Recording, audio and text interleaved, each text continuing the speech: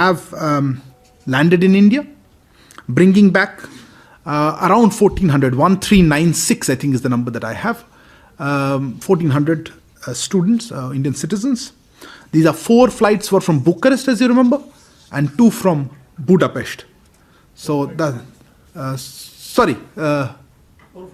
from Bucharest and 2 from Budapest. So, these 6 flights have brought back around 1396 Indian nationals. I will come in a minute. I will come back to the 6 flights, right? Yeah. Let me repeat again. Sorry, I think there's some confusion. As I said, over 8,000 citizens have left. That is over the advisory period, and then, of course, the Operation Ganga as it had started. We have had 6 evacuation flights that have landed in India. The 6th one having landed just a little while ago in Delhi.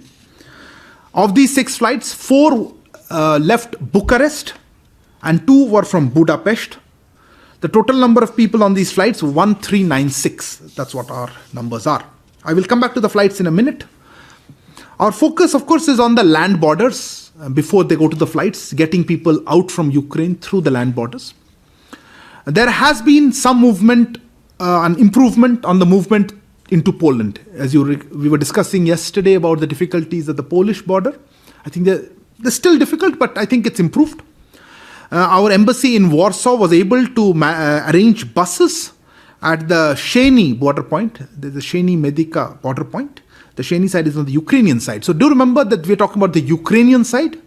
Things are much easier to do on whether it's the Polish or the Romanian or the Hungarian or the Slovak side. It's inside Ukraine, but I must say our embassy was able to organize a fleet of 10 buses, and I think now that's being expanded, to take students who've been stuck at the Sheni border point and take them to the Krakowiec, which is where the main border crossing is, and also to a place called Budomierz, which is even more north, a few more kilometers north on the same Polish border, and facilitate their crossing into Poland.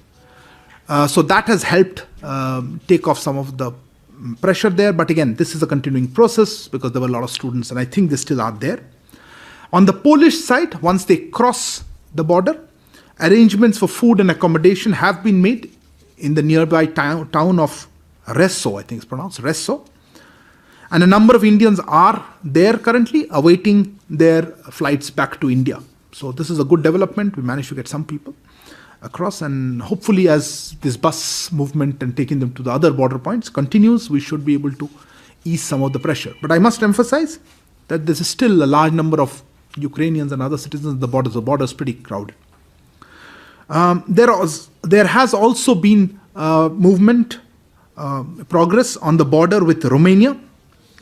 But there, because of, I think 2 days ago, there was a lot of movement. Yesterday, movement was slow. But today, I think there has been some good progress. But large crowds still remain on, in fact, all the border points, I would say. We are separately expanding evacuation process through the Hungary border.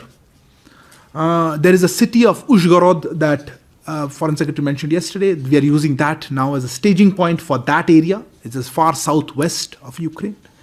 And Hungary also, we've had good movement of people. I'm happy to announce that we have also been able to open a new route through Moldova. An MEA team reached Moldova today morning, as Foreign Secretary mentioned yesterday. That team is now in place and is operational. They will assist in the evacuation of Indians through Romania. Moldova it's landlocked. And so these people will come into Moldova, then go from Moldova into Romania and then to Bucharest and then fly out from there.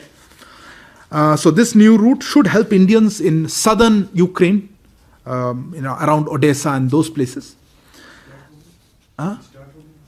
I'll come to that. And those near Ukraine-Moldova borders.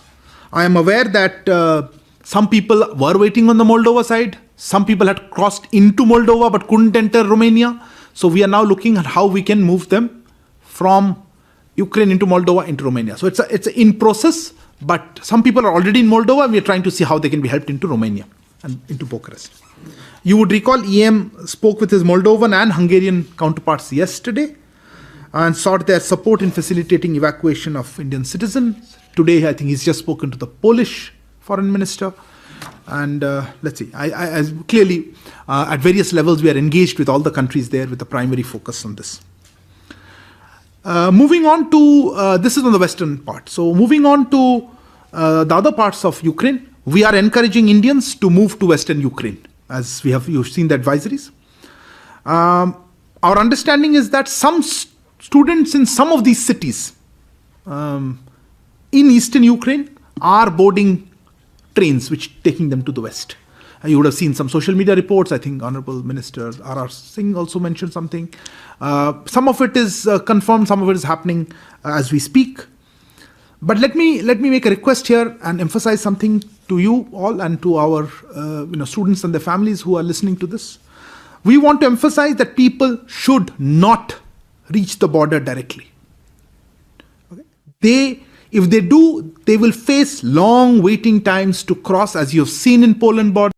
कि आप western Ukraine में जाएं, पर मैं ये कहना चाहता हूं, आपसे अनुरोध करना चाहता हूं कि आप जब जाएंगे आप वहां पे डायरेक्टली बॉर्डर में ना जाएं. आप अगर बॉर्डर में जाएंगे तो वहां बहुत बड़ी भीड़ है, आपको बहुत समय लगेगा. आपने पोलैंड में भी देखा था, आप अभी रोमानिया में देख रहे हैं, बॉर्डर क्रॉसिंग में बहुत समय लगता है, ठंड में रुकना पड़ेगा. हम अनुरोध यही करेंगे कि आप कोई नियर बाय शहर में जाइए, आसपास के वहाँ गांव तो नहीं, शहर में कहीं अगर आपको वहाँ रहे, बंदोबस्त हो रही है कुछ, हमारी टीम वहाँ कोऑर्डिनेट कर रही है, पर आपके यूनिवर्सिटी वगैरह भी कर रहे होंगे, वहाँ रुके, हमारी टीम आपको हेल्प करेगी. बिल्कुल पैनिक न कीजिए, इनफ फ्लाइट्स हैं, हम आपको भी बताते हैं इसके बारे में.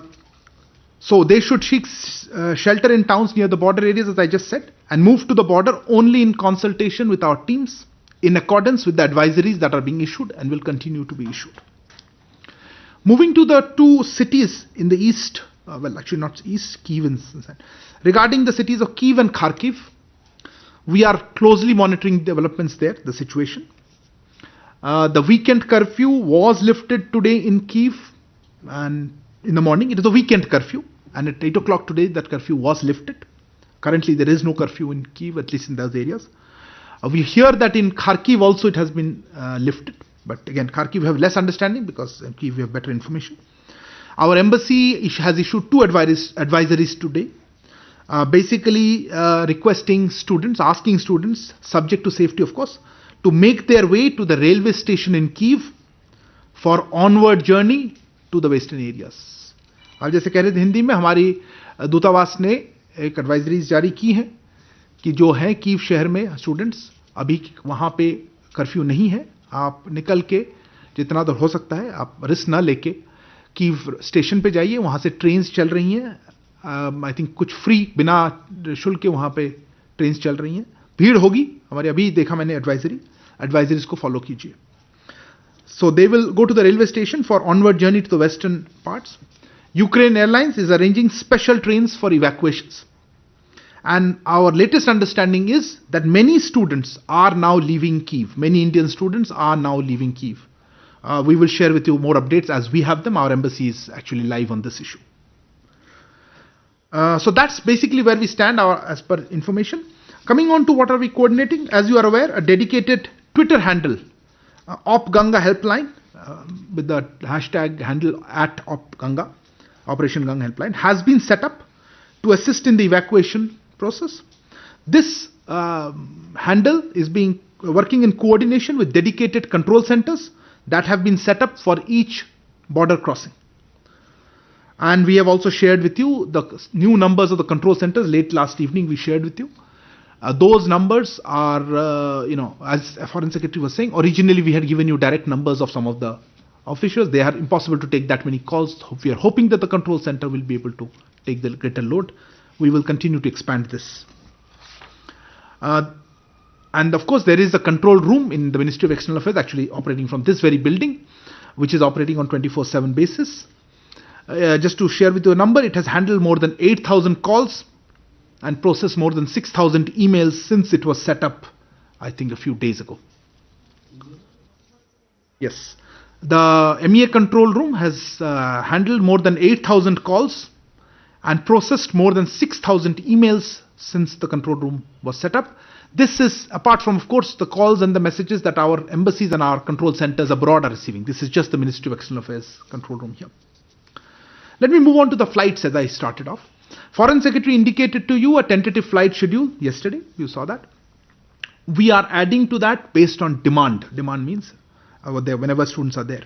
At this moment, just to share information, over the next 24 hours, 3 more flights are scheduled.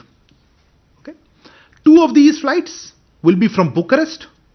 Okay, so out of the 3, 2 from Bucharest, 1 to Delhi, 1 to Mumbai. So Bucharest, Delhi and Bucharest, Mumbai. And 1 from Budapest to Delhi. So that's the next 24 hours. I don't want to give you more because we will keep on changing this. Let me emphasize another thing again to everyone, particularly to the students and other family members. Flights are not the constraint. We will add more flights as needed. We have seen some messages saying, oh, flights are going away, we will not be able to take the flights, panic is setting in. Please do not get worried. Once you cross the Ukrainian borders, we will make sure there are enough flights to bring you back, whether it takes a day or 2 more. So I wanted to emphasize this to people who are seeing. The main focus is to ensure that Indians are able to cross over from Ukraine into the neighboring countries that I mentioned. Just to emphasize also that we are continually augmenting the presence of the MEA teams for necessary arrangements at the border points in Slovak Republic, Romania, Poland and Hungary, and now today Moldova. Contact details of these teams and these control centers have been shared. We are increasing the size of the teams. We are also augmenting the strength of our embassies in these 4 countries bordering Ukraine. We are every day we are authorizing more officials and from nearby countries as well as from Delhi to go and help our colleagues in these embassies. I think that's broadly a briefing on what information I have. I would just like to end my initial remarks by saying I don't think a student should panic. They should try to go to the western parts of Ukraine, wait there, contact our teams, contact our control rooms, share their location information so that we can get them registered in terms of when can they be brought out, because the borders are very crowded and you cannot just land up and expect to wait. They will wait 2 days or 1 day in the cold. And we are hoping that we are able to expand this process. Things have improved a bit significantly, and I would say in some of the border checkpoints, particularly the Budapest one, and we hope to augment that process in the next few days. Okay, I'll stop here and I will open the floor for if there are any questions. Will you please introduce yourselves and the organizations for our record? I saw you first, so I'll start with that, then I'll come to you. Thank you, sir. Sir, मैं मनीष हूँ TV9 Bharat से. क्योंकि आपने भी confirm किया खबर है कि 3 सीनियर मंत्री जा रहे हैं. 4 सीनियर मंत्री जा रहे हैं. तो ये 4 सीनियर मंत्री की जो इनका जो रोल होगा वो किस तरह का होगा? मतलब वो गाइड करेंगे, सुपरवाइज करेंगे या फिर इनका active participate? Russia does not